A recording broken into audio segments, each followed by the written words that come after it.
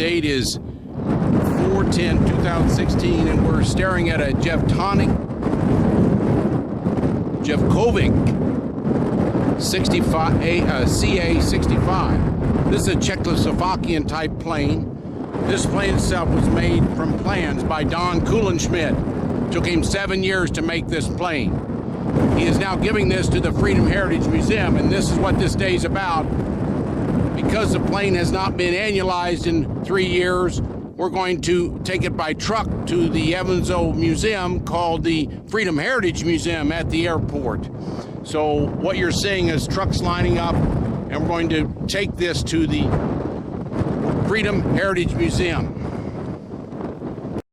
This is Feller Towing, and they've been gracious enough to work today on the towing of this, transporting this plane today, and we're going to put it on the back of this truck. The plane is 26 feet wide and about 20 feet long. So we've analyzed the highways along the way, and it looks like we're going to be fine. Wind's a little gusty today. We'd prefer it to be less windy, but we should have no problem. We have police escort. We're going to go down Diamond Avenue, and after Diamond Avenue, we're going to go up Highway 41. This is a view of the Kuhlenschmidt house and farmland. Don and Margaret Kuhlenschmidt have lived there for many, many years, since after the World War II era. That house was built about 1815. One of the logs that supports it's over 100 feet long. That's their homestead, and Don had 2 planes out here in his hangar. He had a Cessna 170, and the Cessna 170 he sold recently, and he's giving the Cvjeckovic CA65 to the Freedom Heritage Museum. This is a clip of the truck, the flatbed truck that this plane will go on. We will support it very carefully because of the winds today. And then when we get to the airport, because the wingspan is 26 feet, we'll have to lift it over the fence there with the other 2 tow trucks you see in the background. This is a significant day for Feller Towing, but also for the Kuhlenschmidt family.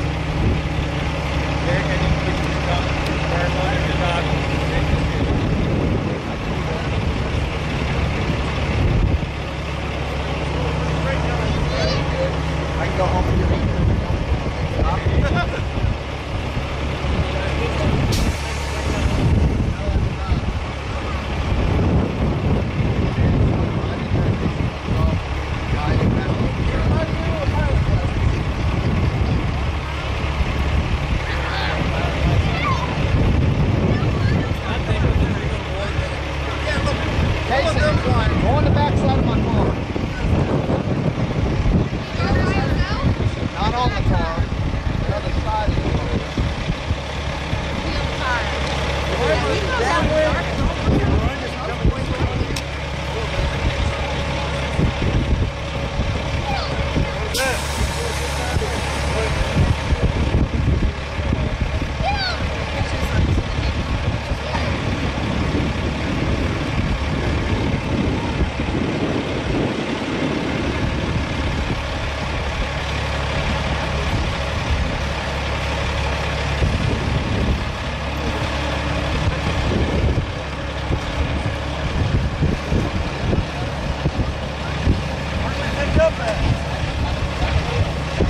Under.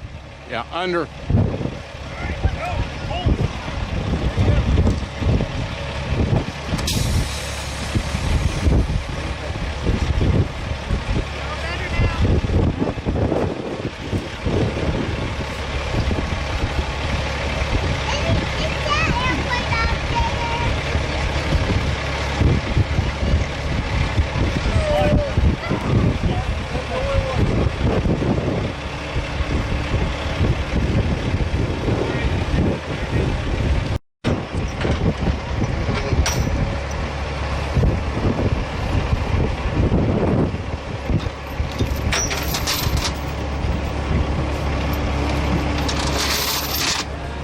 We got Don here.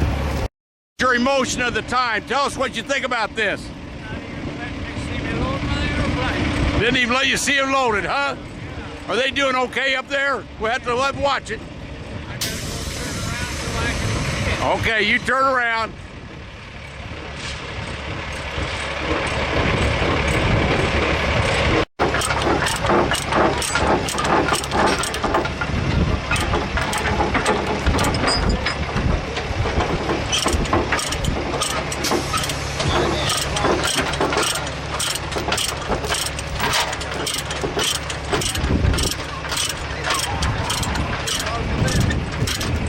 I'd be first behind him.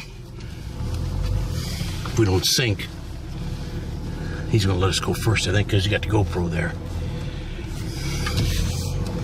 Well, I got a hold of Lois this morning to tell her she'd have really wondered. And I had told, It's hard to imagine those wings standing up so far. oh, I bet he has. That's good.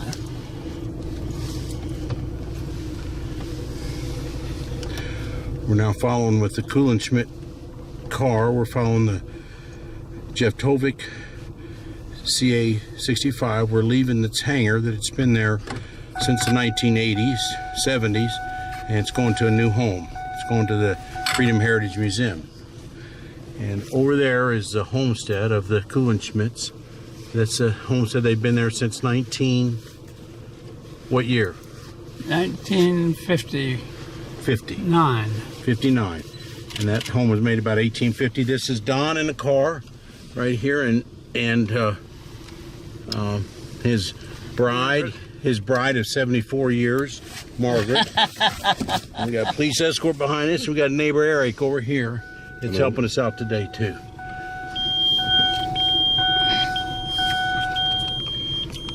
This is our first turn. This is a big turn. The airplane's got to miss the telephone poles, and then he's going to have to avoid the mailboxes. The plane's only about 1.5 feet off the ground, so the wings are issues with hitting mailboxes. So we're going to follow the plane and Feller Trucking. We got the prime view, and we got a GoPro going, so anything you say is on film, everybody. Here we're about halfway down this road. What's the name of this road, Don? What's the name of the road? Boberg Road. Moberg Road. Boberg Road. We're halfway down, and we're getting a little closer to the Kuhlenschmidt homestead. There's a Kuhlenschmidt homestead over to the right. That's where he made this plane. If you look at the buildings behind the house and next to the house, this is where 7 years of hard work and Margaret feeding him, and Margaret keeping him upbeat about this big project of 7 years of making a plane from scratch. Tremendous project. Awful nice of them giving us this to the museum. It's an example for other people. Both of these people are, Margaret and Don, are both what you call the greatest generation, and greatest generation helped us win World War II and helped the whole nation recover in the 40s, 50s, and 60s to become an industrial giant in the world, and helped to preserve freedom for other countries as well. Here's our first dodge, the tree and the signs, so we don't want to keep those planes in that wing intact. So now he's got to avoid this sign, school bus turnaround. Now he's going to weasel back, so he's got to do the snake down this road. Pretty soon the snake's going to stop. This is a little action for this neighborhood. This neighborhood usually isn't this busy. You can ride along if you want to.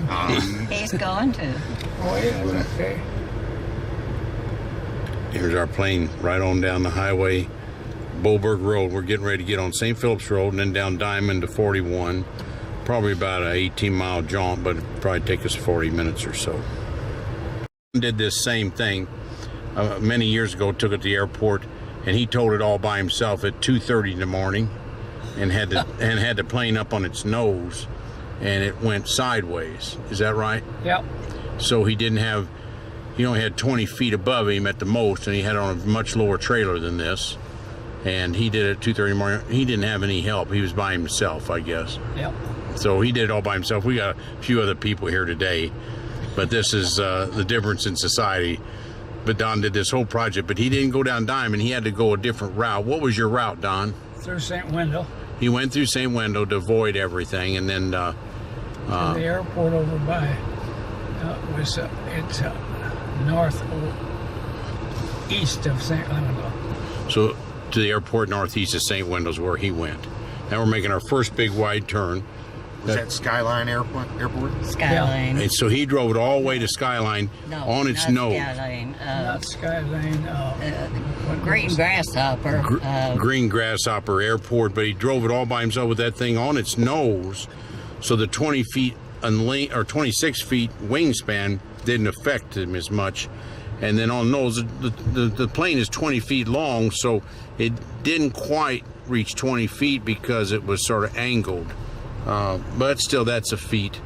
Most people wouldn't do that by themselves. However, he did have his buddies were all with him, and they had trucks, and they would hold up the traffic. And That was when we had the forced landing. They were with me when it was new. I don't know who was with. I don't remember anybody being with me. But when I had a forced landing, the boys from the airport came out and helped me get it on a trailer, and we brought it back just like this. And one guy was in front and one guy was in back, and riding the center line with his lights flashing. And these people were quite comfortable with me pulling over and letting us go by. But see, no. What time did you do that? In the morning or daylight? It was in the afternoon. Oh, afternoon. Okay. Wasn't at 2:30 in the morning. It was in the afternoon. Yeah. He had I daylight. can't get up at 2:30 in the morning. well, I thought. Because they thought this Well, maybe you did. this transport was going to be at 2:30. He thought this 2:30 in the morning, but we changed it to 2:30 p.m. Now we're coming up to Diamond. You can see in the foreground there, the two police cars are going to take a right there, and we're running into less obstruction. There's not as many mailboxes on St. Philip's Road. They don't get as much mail out here as they do in Evansville. If they'd move into the big city, they'd get a lot more mail. Then we're going to take a right on Diamond, and Diamond will be clogging up that westbound lane, or no, it'd be eastbound lane for a little while. So they're going to be making some enemies here. Somebody trying to get to a birthday party. This is the last day of the Masters, so most of the men are watching golf. So, but the women are out shopping. How could I give it to the church?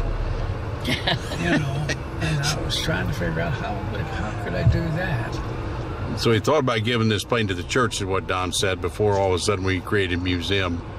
So this, I don't know, the church, I guess that preacher could probably fly around. He could be a jet set preacher. That'd change the whole image of that church, Don. Would have. Yeah.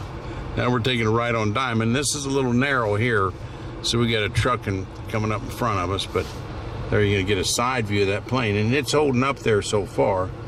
We got a heck of a windy day today. It's cooled off now, but it's been up 20 miles an hour, which we'd much prefer to be a little less wind, but they've got that bound down pretty well. These guys have told a couple things in their lives. Even Don's be developing a little bit of trust as long as we get there. The truck had to pull off the side of the road. Now we got two yellow signs. We're going to see if we can get by these yellow signs. They shouldn't be more than 20 feet. We got a little bit of hold here. Don wanted to go less than 20 miles an hour. They've been going about 5, and there's a lot of action out here in St. Phillips. These people are all watching this plane here. All the crowd's liking this pit. Yeah, the kids are. Look at the kids want to know what's going on here. They look at these police, look at everything. They're liking this parade. This has been better than a parade for these kids. They don't have any parades out in St. Phillips. That's right. This is the slowest that plane's ever going. Don usually averages about 140, 170 miles an hour on that plane. It's a little slow for it. What's the max on there? About 200, Don? Right at 2. It's supposed to go 185 miles an hour with 125 horsepower, 2-plate prop. Well, I've got 160 horsepower engine in it with a 3-bladed prop. So she should go 200. The airspeed indicator down didn't indicate that. I'll carry you in. This is where Diamond splits into 4 lanes. So we're right near St. Phillips Road, about a half a mile east of St. Phillips Road. And so now we're going to move a little quicker. We'll get up to our 20 miles an hour. We're at 16 miles an hour now. Traffic will move quicker, and the populace will be a little happier that they don't have to wait as long for us. That plane, most highways are about 13 feet per lane, so he's taking up one whole lane and half of the other lane, and half of the side lane over there. So this plane's a little wide.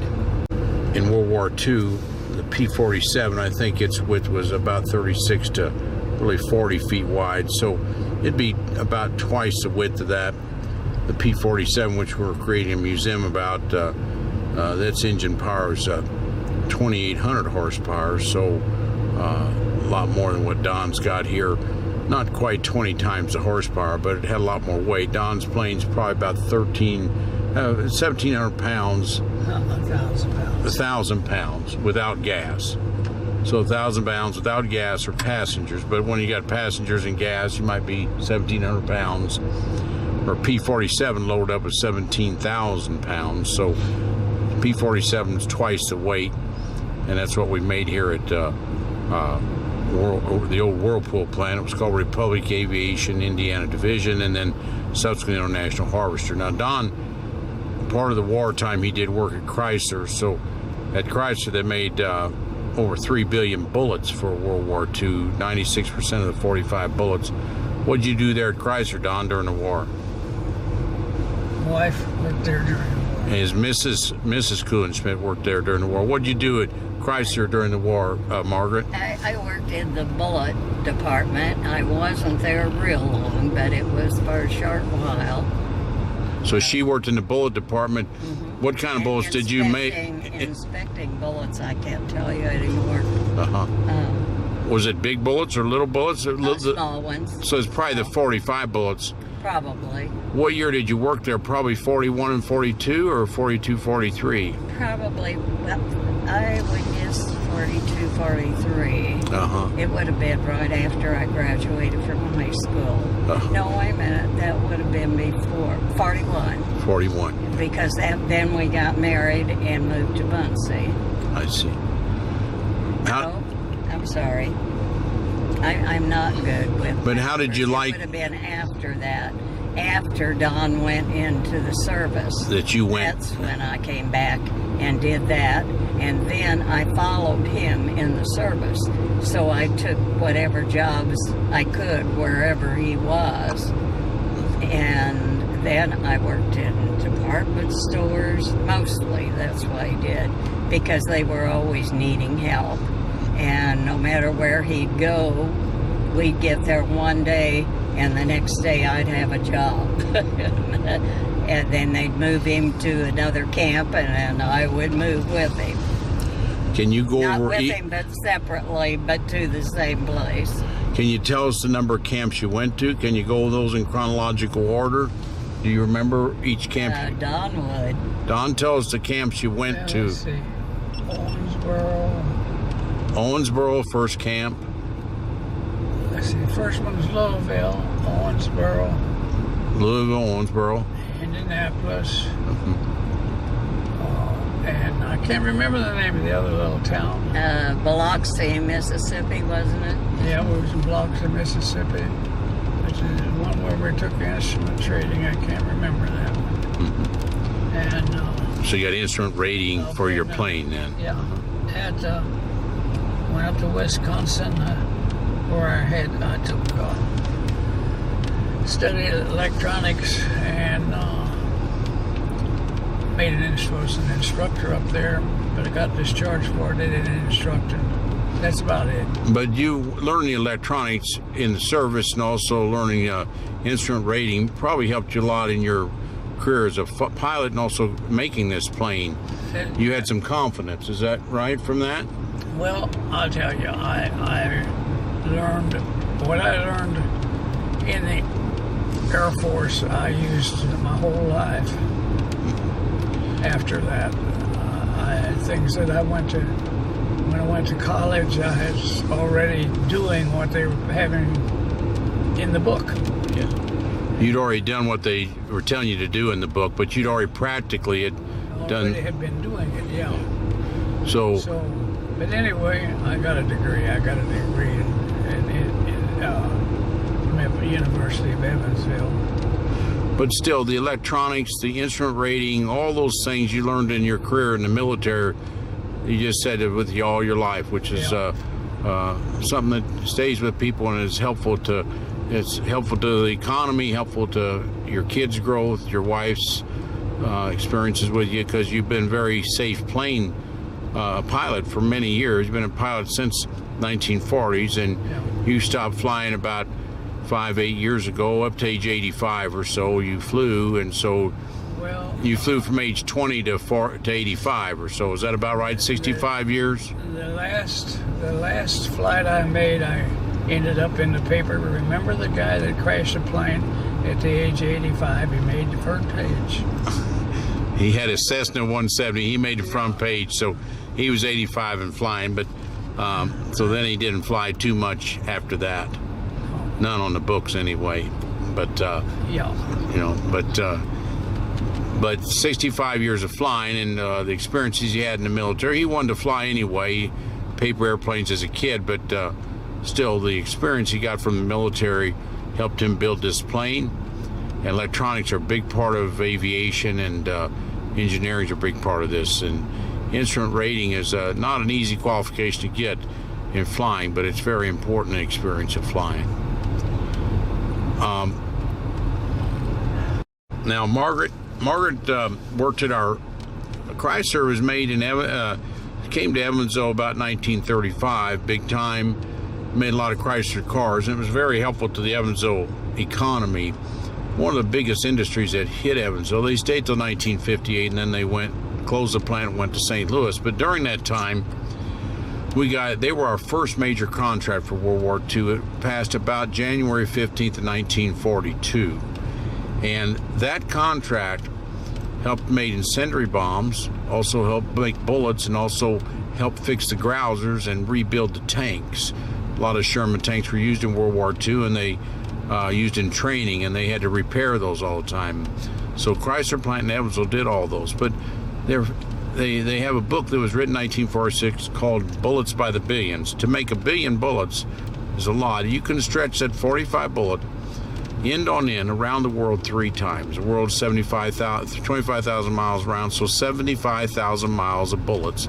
And Margaret in the car here, and Don's better half helped make some of those bullets, and lots of people did that in World War II. And the bullets were first made of brass, and then we found we were a brass shortage. So within a 6 to 8 week period of time, the engineers got together and made these bullets out of steel. The flexibility of steel is a lot less than brass, and that was a tremendous engineering feat to change from brass to steel. And to make those bullets so they were safe, there was also another engineering feat in Evansville. It's called the vacuum surveyor, that's made by an engineer from Boise High School, and he was younger than most of the higher ups at Chrysler were all older, but he was the youngest engineer there when you look at the books by the billion. And he made a vacuum surveyor that put those bullets in water and there was a vacuum there, and if the bullets were defective, they would have you would see air bubbles, and they would pull those bullets out. Because if there was persons in the combat and the bullets are misfiring, it's a big problem. So the quality assurance that Margaret helped with, she inspected the bullets, made sure they were right, and that was a big part of World War II, because many soldiers had a .45 gun on their side. And we have a lady right here that was part of that mission in World War II. Because Don was transferred a lot of different places, she followed him around in his transfer places. And they've enjoyed this plane, and they had another plane, and they've flown. They were in the Cessna Club, and they're also they hosted the Cessna Club. They were in the Cessna Club for many years. A little bigger plane than this one. This is like a sporty plane, but the Cessna, the four of them would go places all around the country. Been to Alaska, most of the states in the United States by airplane. They've both seen the world differently than many people. Less than 1% of people fly as pilots, and even less than 1% are have a boat in the United States, but even less percentage have airplanes. But it's been a good pastime for both of them, a learning experience for both of them. A little bit about how that, let's talk about the fuselage of that plane. As we're looking at the fuselage, that's the body of the plane. That's the fat part in the center. And Don got his plans, and the Federal Express or the mail would come every day bringing more parts. He made it from what you call plans. It wasn't a kit. A lot of people make them from kits, but he made it from plans. So the fuselage was made in the building. Was it made in your barn next to your house, Don? Where was the fuselage made? Well, the component parts for it were built in the summer kitchen beside back of the house there. And the same way with the wings, the component parts were made there. And then it was when we started assembling the pieces together, we moved it out to the barn. And when we got the two pieces, that is the wings and the fuselage, put together in the barn, we had to move them separately to the bigger barn to mount the wings on the fuselage. And that's where we finished it. It was in the larger barn, because it had bigger doors and had more space inside. And so then, but to get it out, I still had to cut out part of the barn to get the airplane out when I finished it. That wasn't planned that way, but that's the way it turned out. But it was built in first at the back of the house, the summer kitchen in the back of the house. Secondly, in the what was the cattle barn, and then thirdly in what was the hayloft and that sort of stuff barn. So you made the fuselage, that's the center part of the plane, then you attach the wings. Tell us a little bit about the rudder. And the rudder is the back that turns the plane one way or the other, and you have pedals to turn the rudder. It's like your steering wheel in a way. And then you have the aileron that helps turn the plane as well. Can you tell us a little bit about any difficulties you might have had of making just the rudder and just the ailerons? Can you tell us about those two parts of your plane? No, they were small. There were no great problems to that. The main problem was building the wing, because that's the biggest thing, and it has the most structure to it.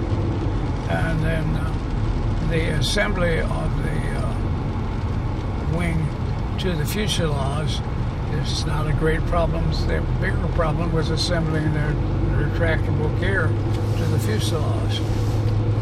But every piece of it, of course, created some problem.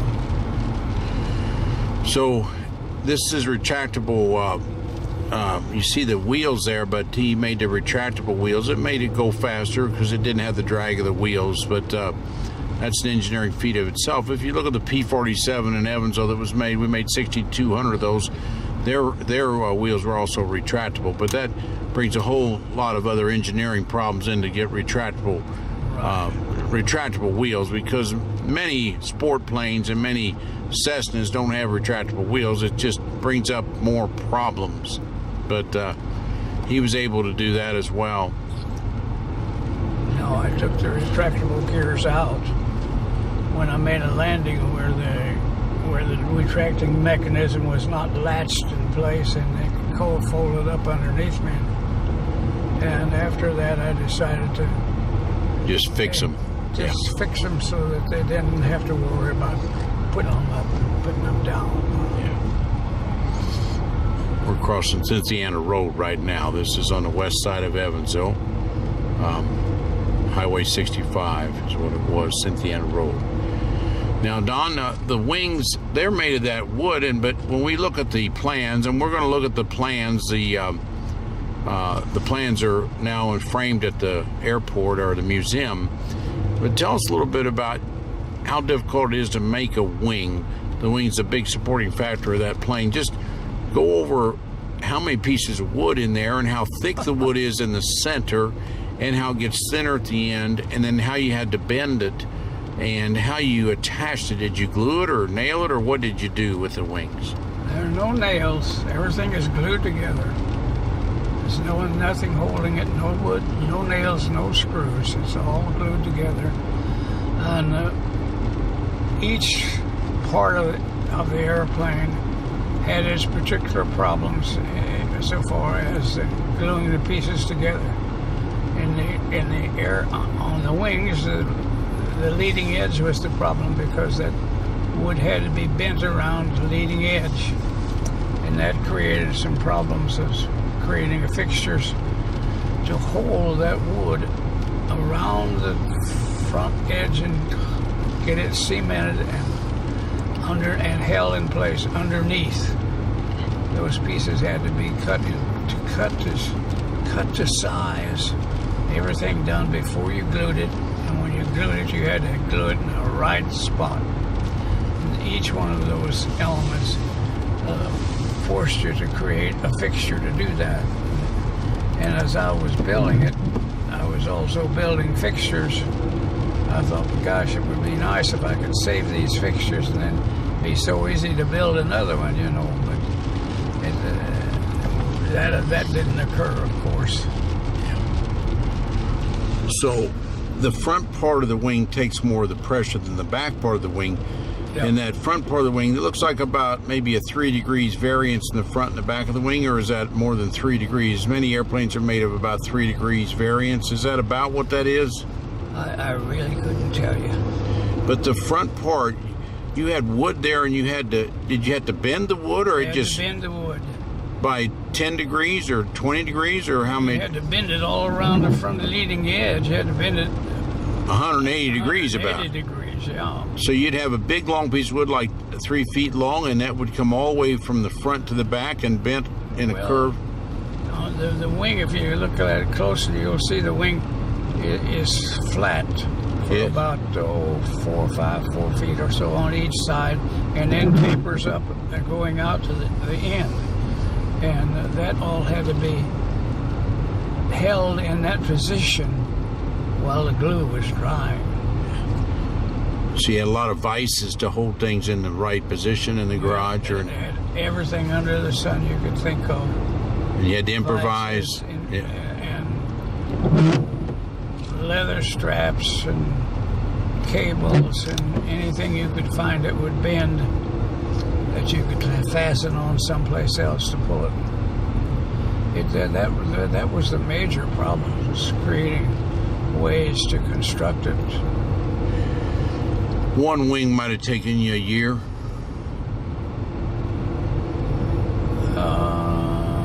Yeah, I guess it would have. And then the second wing was a little faster. Well, it's all one. It was one, yeah. Oh, it is one big wing there. It's not one part hooked on the one side. No. It's all one piece of solid wood wing. is going from one end of that wing to the other, and then just cuts through the center of the fuselage, the center of the plane there. So that's one The piece of fuselage actually sits on the wing. sits on top of the wing. The wing, the gearing is on the wing, and the fuselage sits on that same spar that the fuselage sits on. Yes. Now, that wing, when you're flying, if you're flying without your ailerons down, you make about a, what's your biggest turn radius? Are you 15 degrees or 30 degrees or 45? Turn radius, I have no idea what the turn radius is. But what do you, when you make the sharpest turn you make in this plane might be... You mean the angle of the angle, yeah. wings? When you turn, if you made the sharpest turn in this plane possible, what would be... You can put that wing vertical for a little while. Doesn't stay that way very long, but you can do it for a little while. But then if you can get it in any position you want it for a little while. You can spin it. You can pull it up to where it won't lift anymore and the nose will fall. An airplane has to do a certain number of things in order for it to fly safely. Oops.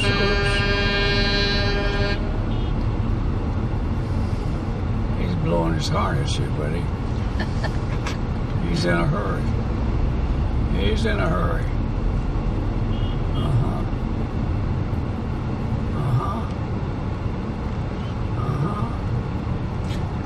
I believe he's on something. Just stay right out there where you are.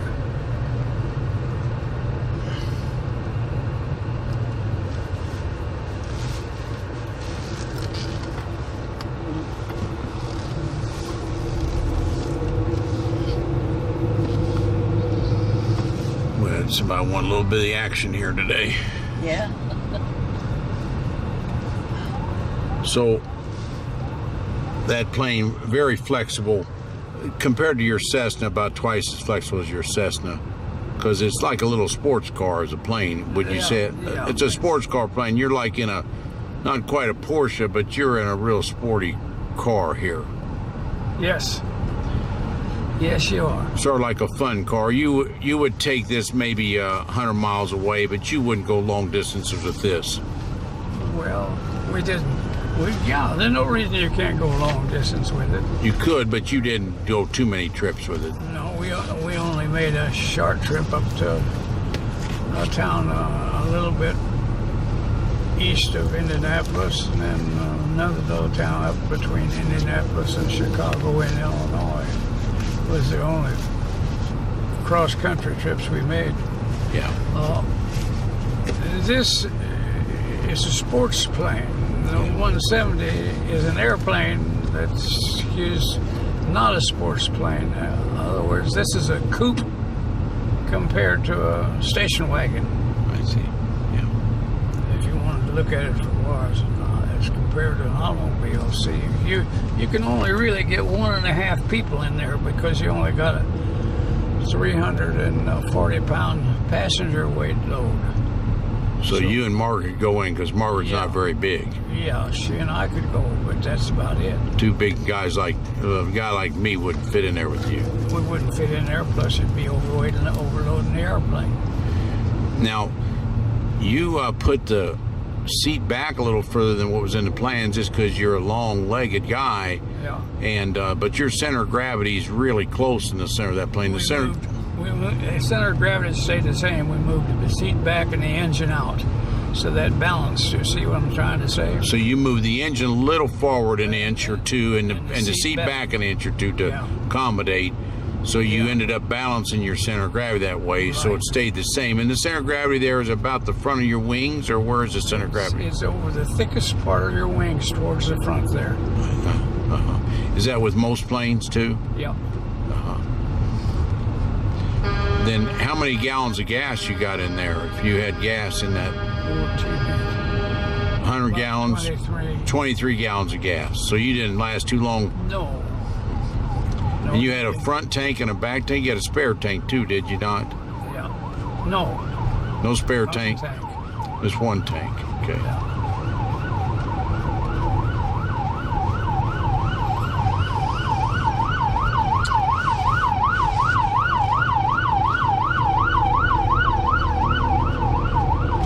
We got escort here today. They're in charge of everything.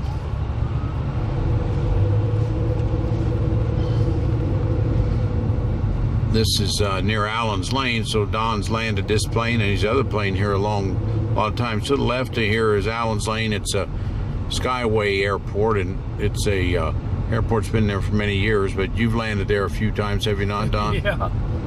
Been a few there. Get gas there and other things. There. Maybe 100 landings there. Oh, yeah. More than 100 landings. Right to the left of us, past these trees. It's a favorite airport for a lot of pilots. Probably about 2,000 foot runway or something like that. Pretty long runway. I don't know what it is, but that's about right. This is a nice long runway. And it's a turf runway. Turf versus concrete, you take off at a little different pace. Turf versus.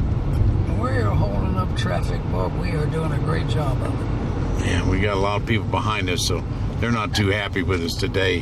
Don might be happy, Margaret might be happy, but there's not a lot of other people happy. Now, Don, on your instrument panel, did you buy all that instrument panel, or did you make your instrument panel? I made the instrument panel. You made the whole instrument panel, yeah. And you got about everything that a modern plane would have, really, or most planes. Yeah, except now then, the electronics in it are changing. Yes.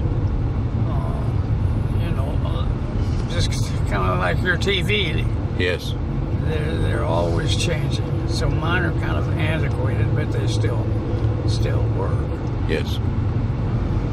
And then you have a steering wheel or a yoke? Stick. A stick. So you got a stick. Stick. Okay. And the stick really moves your rudder. Rudder, elevator. Elevator, excuse me, your elevator. And your ailerons. And you got 2 feet pedals. Your 2 pedals change your rudder. Is that right? Pedal, yeah. Was it any difficulty putting your pedals in, Don, or easy to put the pedals in? Well, it's like all the rest of it. It took a lot of time to make the pieces. Anybody teach you how to make an airplane, Don?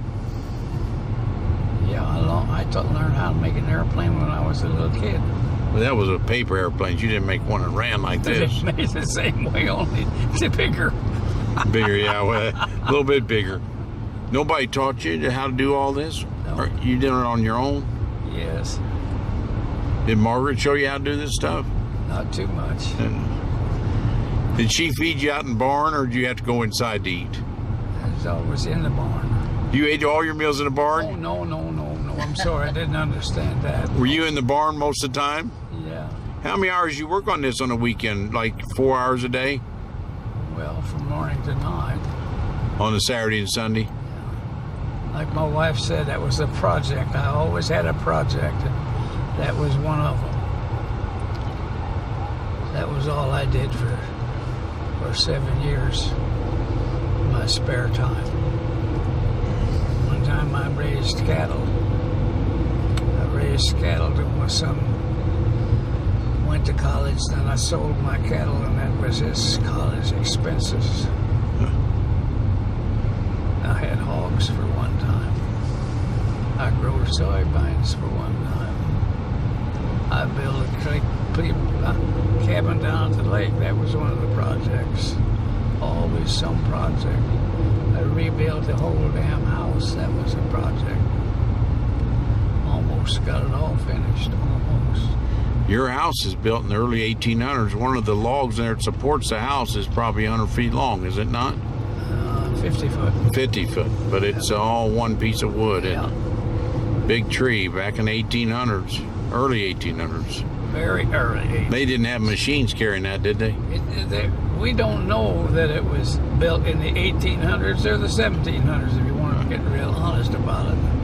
We only have had some evidence that it was built in 1815 when it was divided, and the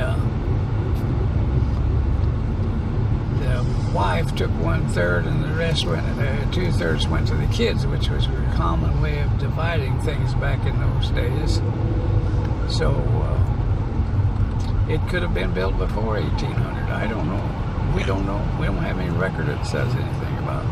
Of course, there wasn't any courthouse. You know, you didn't have those facilities yet, I guess.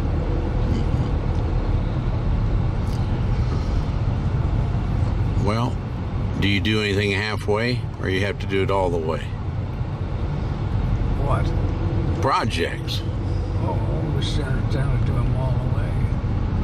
Like, Margaret, how you like that, him doing all these projects? He doesn't do anything halfway, does he? No, well, I'll have to admit he's had to quit because he's got tired of it before he finished. But most things he finished.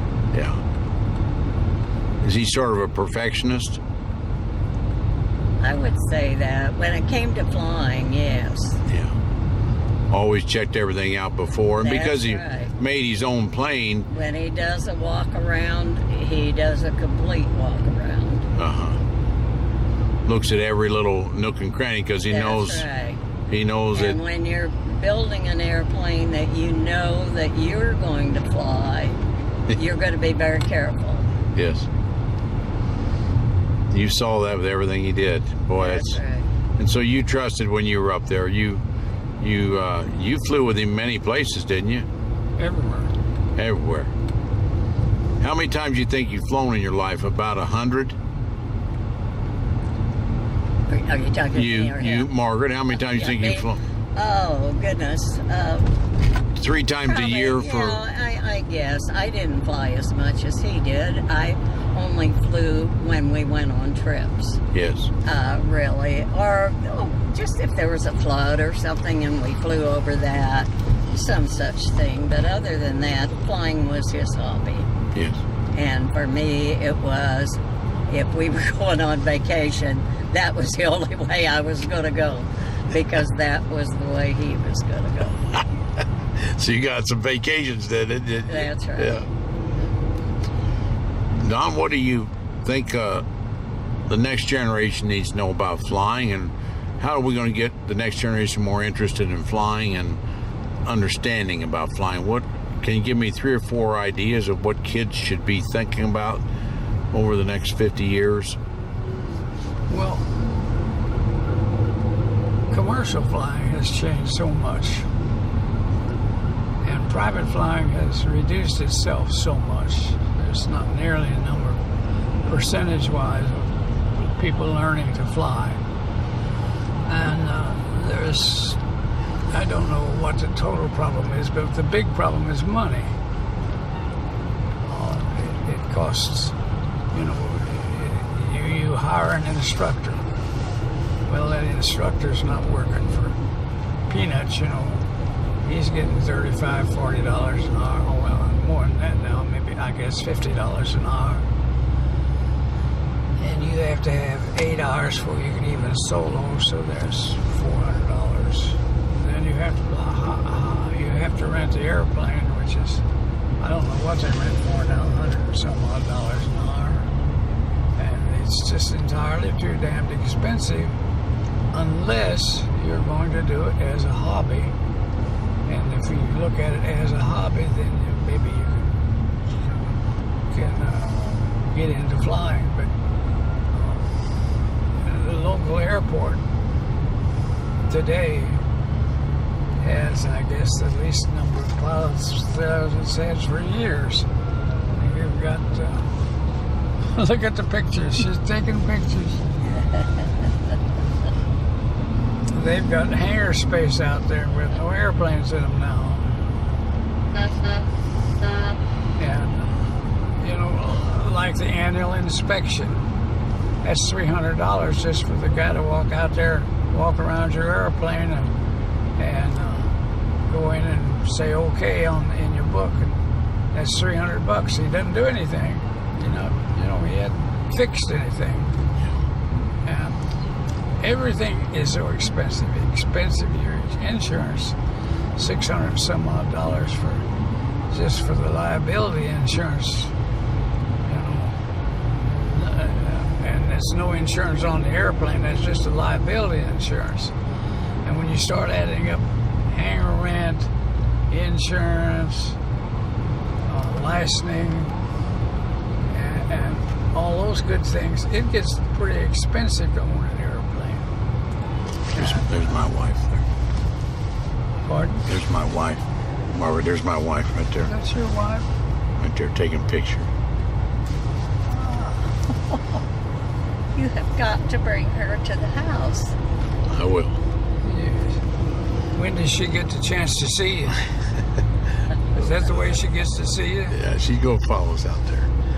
Now, okay, the major thing with flying for a kid then today is expense. Now, if we say ignored expense, which is you can't ignore it, but we'll do it just for argument's sake. What's the next things a kid would need to know about flying, and how important it is for the future of understanding physics and understanding aerodynamics, understanding so many things they try to teach at school, that you could tell a kid about the Bernoulli effect. You could tell a kid about high pressure, low pressure, how important the wind is before you go up, how important the weather is, where those things all mean much more to you than most people, because you're going to fly into a storm. You don't want to. You're going to fly into bad wind. You don't want to land in a crosswind. Those things the kid doesn't understand unless they know their life's on the line up in a plane. But how are we going to get that across? And you understand physics more than many people because of your experiences with flying. Well, getting the experience of flying has always been, I guess, so expensive that you have to have the desire. Airplanes are old hat now. There's nothing particularly great about seeing an airplane fly through the sky. You know, you don't see an airplane flying up and run out to the airport to watch it land. You don't pay any damn attention to it at all. In fact, you pay attention to it if somebody blows one up, you know, or something like that. But it's the cost, and the way I managed to stay in flying was that there was 3 of us in the airplane, so we split the cost of the airplane 3 ways. Now it got more expensive after the first man died. We didn't have anybody to take his place. It got more expensive when the second man died and nobody to take his place. But by then I did have a nickel or 2 that I could spend in an airplane. But a couple of guys I used to fly said, well, they just couldn't afford to fly anymore, you know. That's the problem. It's like everything else. But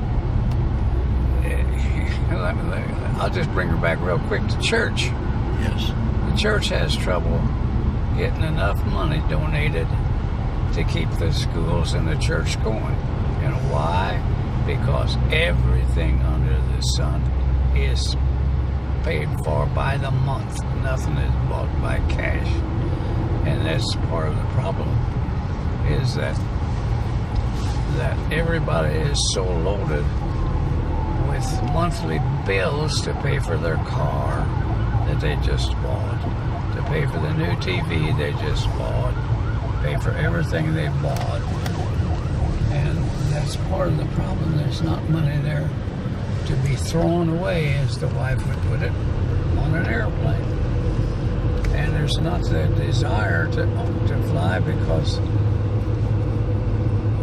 there's nothing unusual today. Back when, you know, like I said, when I was a kid growing up, that was the thing, you know, airplanes were. I used to go out to the airport and walk around and look at those airplanes. You know what happened? What would happen to me there? They'd come out and run me off. You had a fascination at an early age. Yeah. That might be in your genetics, and maybe some other people don't have that in their genetics. But you were. I tried to get one grandson. I hope to get one grandson because you have about 7 grandkids, but maybe 1 out of 7 is interested. Is that about right? None. 0 out of 7. Yeah. And they had every opportunity. It's just they've been right there with you, and they could have. You would have taught them anything, but it's just some people's interest isn't there. But you know, it's just you know, new things today. People interest guys, you know. Yes. The short time I've known Don, it wasn't a interest, it was a passion. Passion. Yeah. But no, Yes, I mean, in it's all a honesty, passion. Yes, yeah. It's a love affair in a way.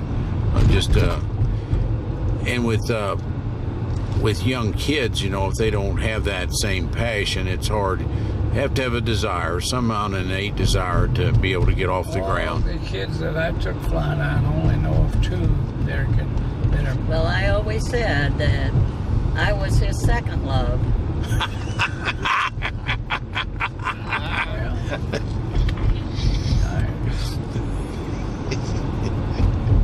If I would have probably stayed around the house as much as I stayed away from it, she'd probably kicked me out long before. But you have instructed lots of people, and you told me at one time that the kids adapt to this new type of things because they do these games that they adapt quicker than adults to the stick and to everything. Is that not true? Yeah, the younger you start, the better it is. Uh-huh. But I had one fellow that I know that I took flying. His first flight, he ended up being a pilot. Worked for the airline. He's now retired. And another kid that I took up came in a month or so ago with a picture of me and him sitting in an airplane. He's taking flight lessons now. Huh. So I know 2 of them. But gosh, I've taken hundreds. I don't know how many kids I've taken. They come over and ask, and you just say, okay, let's go up. Let's go. All I had to do was ask. Or if they got real interested, if I could see that they were really interested, I'd ask them. Yes. You want to go flying? They said, no, that's okay. They said, yeah, they got to go flying. Did you take them over the river or just the west side, or where'd you take them? Just take them. Just fly. Yeah. I've told my wife knows what I'm going to say here, but the most interesting one I took for flying, and the most that I got the most kick out of, a couple came out to the airport, and they were walking around the airport there, and I was doing something with the airplane, and the lady came over and said, "Could you take my son flying?" I said, "Well, I'd be glad to." So we rolled the airplane out of the hangar, and got him in front of the hangar, in front of the front seat of the pilot and co-pilot's side, and she was in the back, and he was retarded. Yeah. And fastened him in good and tight, and we took off, and he was so excited and just carrying on, and I got him up, and he says, "Okay, son, now you're going to fly it. Do you want to fly it?" And he kind of hunkered down, and I said, "Sure, come on, we're going to fly it." And of course, that airplane, when you get it up there, it's just like this little steering wheel right there. Yes. Nothing moves, really. Yeah. So I says, "Now, here you hold on to this now. You turn it a little bit to the right, just a little bit." And he'd turn it a little bit to the right, a little bit to the right, left, a little bit to the left. He'd turn it to the left, and we got along. And he was just starting to get to smiling and laughing and carrying on. And I said, "Now pull it back a little bit." And then we let him fly it. Brought it down, got him back on the ground, and he was so happy to get to go flying. And his wife, his mother, said, "Go thank the man." And he came over and he hugged me and said he thanked me for that airplane ride, and I never will forget that. And the husband says, "How much do we owe you?" I said, "Well, you don't owe me a nickel." I went on about my business. They left. When I put the airplane away, it was a $20 bill sitting in there on the seat of the plane. And that's back when $20 is worth $100, and that was what $100 is today. Yes. Boy, but that kid just so excited, wasn't he? Wasn't he? He You was never so excited. Isn't that something? Yeah.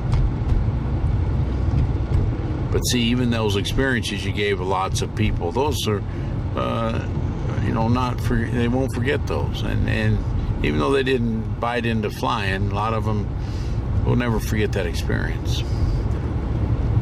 Different than in a commercial. Closed. Is the plant closed? No, they got stuff in there. They're storing things in there.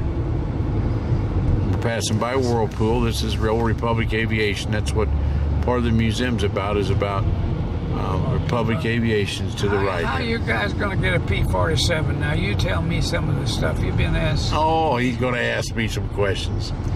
Well, there's a P-47. We just visited Farmingdale, New York, and there's one there. It's owned by a guy named Clyburn. He's got a bunch of planes there. He has 9 planes, but he's got a P-47 there. That one was made at Farmingdale, but there's one in New Jersey that's made in Evansville. And Dolly Mae's getting restored. She's out in Iowa, and she's getting restored out there. But these P-47, they made 14,000 in World War II, 6,000 in Evansville, 8,000 in Farmingdale, and about 100 at Curtis Factory. And not a lot of them left, about 7 to 8 flying right now. And Well, so you don't need or even want a flying one, do you? well, we prefer to have a flying one. Boy, that's going to cost you 2 or 3 nickels. Well, I think Don underestimates what a nickel is. I think he knows what a nickel is, but I don't know if that's really the cost of a nickel. It'd be a little higher than that. I might have to call the guards to make sure. That's where the future museum's going to be, right there. That's Freedom Heritage Museum. They have it right there. Down here at this end? Yeah. We're going to our interim museum right now. Got all kinds of people taking pictures there, Don, right there to the side. Look at it. If out of Subway watching you. Now we're going to turn up here on the right. I sure hope those guards are there. If they're not, they ain't going to look good, Don. I don't know their phone number. Little airplane will be here. Just be on that trailer. The storm's coming down. We lucked out this weather.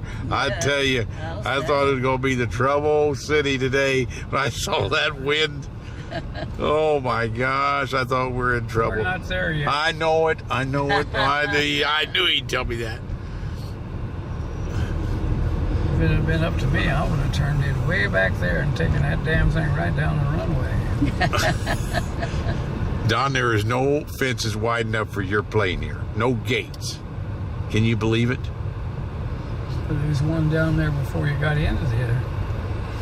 Oh, he's got to get this other truck behind him, so I got to get around. There's that truck now. This is going to be the ingenious part of it.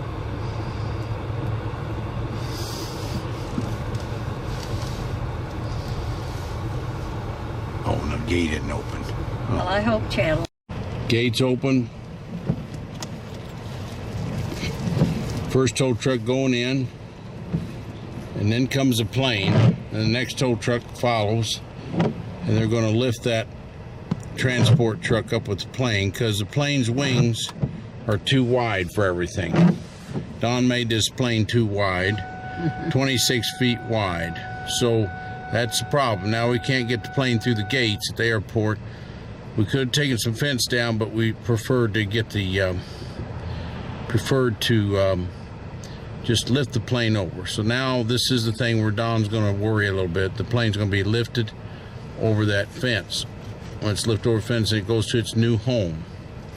It's moving from 120 North St. Philip's Road to the Evansville Freedom Heritage Museum. Gates just open, the truck's up there, and now here comes the trick. They got all the trucks in line. Now here comes the plane that we're wanting. There's a plane going up to the fence itself and getting closer to the fence, and then the wings are going to hit the fence here in just a minute. So pretty soon they're going to stop unless the wings are high enough to go over the fence.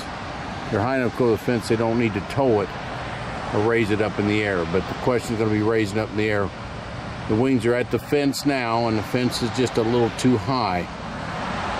Backing up He's backing up the other semi, so the two semis, the two tow trucks, are going to raise the other truck plus the plane in the air and lift it over that fence.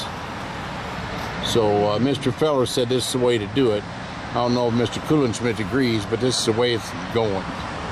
Don's no longer in control of this, but he'd probably do it a different way.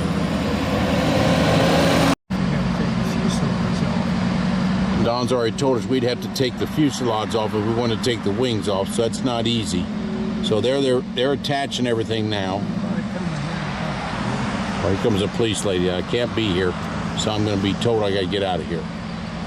I'm on the highway here. This is the they're lifting this plane, get it over that fence there. So you see they're lifting the whole truck. So the tow truck, now one's going to back up, one's going forward. So the plane is now up in the air, the whole truck's up in the air. So the two tow trucks, Mr. Feller thought of this idea. The two tow trucks have lifted it up in the air, and now we're going over that fence. So here comes over the fence, and we're backing up slow as she goes. We don't have a lot of gas in that plane. It's sort of empty right now. Speed as the other truck. Plane's up in the air, high enough to get over the fence. So they lifted the truck up about 3 feet. The truck's up in the air 3 feet. So now one tow truck's gonna go back and the other's gonna go forward. But they gotta go together or they're gonna have issues. I don't know what mile an hour they're gonna go. We got this GoPro right on the windshield. Don's downtown here. Why are they taking two trucks? I don't understand. Because they lifted the center truck. See the front truck in the center? It's up in the air 3 feet. So one tow truck grabbed the back of the truck and the other's the front. So the truck with the plane is up in the air, the whole truck. Not just part of it, the whole plane. Yeah, you can see the wheels. Now Don, he's charging us $200 to move this. I think that's too high. Well, I hope they get a lot of publicity from Channel 14. I hope the trucking company gets a lot of publicity, yeah. Don, I think he's charging too much, $200, don't you think? I think that's too high. Don, you want me to do this by myself because you found a trailer. You said I should do it. Now, Don, I don't think I could do all this, okay? I don't even think Dwayne can do this or Donna, either one. I just got directed. That's Mr. Feller. This is Feller Trucking Company. If you want your plane moved, have the Fellers do it. Here we go. Here we go. Look at that plane. That's going to get over that fence. We don't take fences down. We just tow them over there. Don hadn't seen this before. This isn't even new one for him. Even Margaret hadn't seen this. We're not there yet, though. That better not fall over. He thought he had this idea. I wouldn't have thought of this. Don, you think of this one? I would have never thought. I would have come down there to the far end. They don't have an opening. It's no opening, Don. They can't get your plane in anywhere. There's 24 feet of wide. You're a 26-foot plane. You should have built it smaller.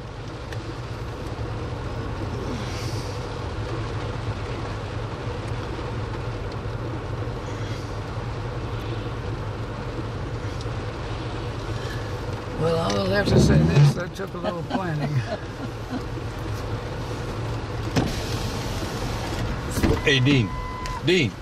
You didn't know when you got up this morning what you were in for, did you? That's okay.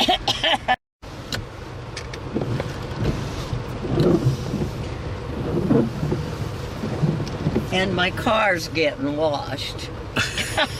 This car has been so awful. I've been ashamed of it. Now you gotta lower it down now. Well, you got it all cleaned up now. Now they're lowering it down there, Don. They're gonna lower it down because they got everything they need.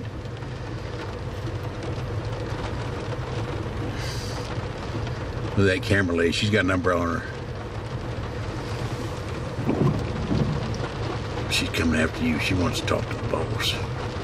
Here she comes.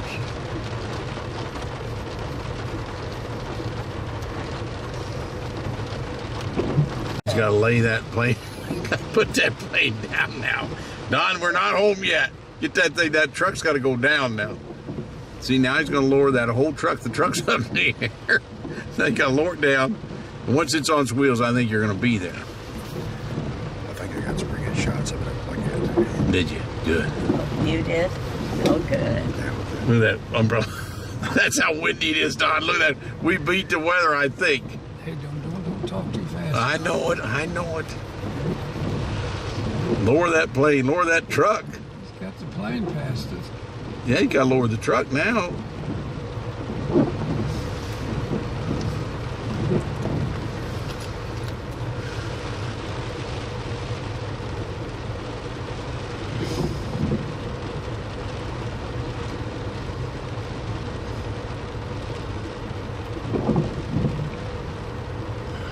You better tell Dwayne and Donna to watch that news. You'll be on there.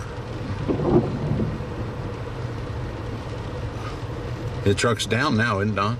Oh, here it comes. Here it comes. Here we go. She trying to get her camera. I don't know where her camera is. It's on your plate, I think. What did they do? Built a ramp there? No, no ramp.